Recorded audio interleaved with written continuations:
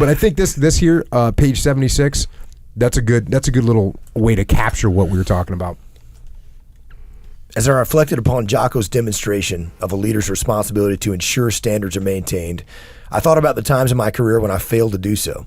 As a young leader, I knew there were times we needed to improve our performance, do another run through the kill house, where we practice close quarters combat, or add an additional rehearsal to ensure we were fully prepared. Yet in those moments, I sometimes hadn't held the line.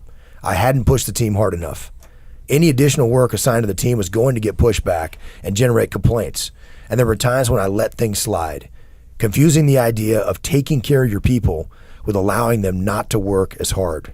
But in the end, that resulted in mediocre performance. And the team never got better, never held each other accountable. This was a failure of leadership, my leadership.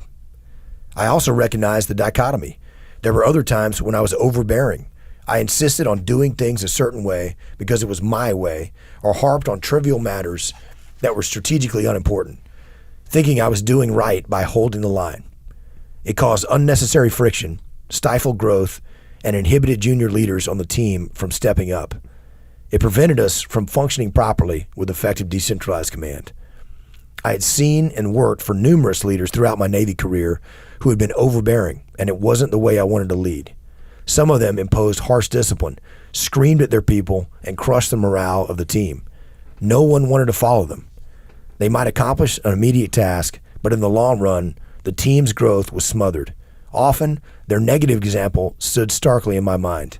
I never want to be a leader like that. There you go. The tyrannical leader that's running around screaming at everyone. And like you just said, they'll get some little tasks accomplished. And they actually think that what's horrible is they get some little task accomplished because they screamed and yelled, and it reinforces that behavior.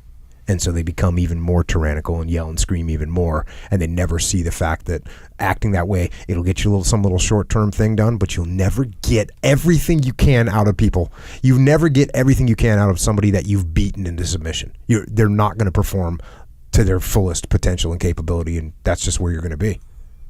That's just where you're going to be. The other thing, it takes, this is one of those things, like, if you've got something that's hard to do, right? You've got something that the team has got to do that's hard to do, and you're wishy-washy about it. You know it's the right thing to do, but you're wishy-washy about how you approach the team with doing it. It's not going to happen. It's just not going to happen. I'm reading another book right now by a guy that was in Vietnam with Hackworth, and he's saying he would just lay down the law. Like Hackworth was just like, no, we're doing this. This is what we're going to do. This is how it's going to be. And that's what it is.